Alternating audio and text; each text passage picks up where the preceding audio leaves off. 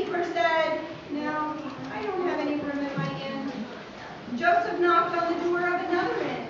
He asked the innkeeper if there was any room in his inn. The innkeeper said, "No, my inn is very full." Joseph knocked again. He asked the innkeeper if he had any room in his inn. Joseph and Mary were very tired.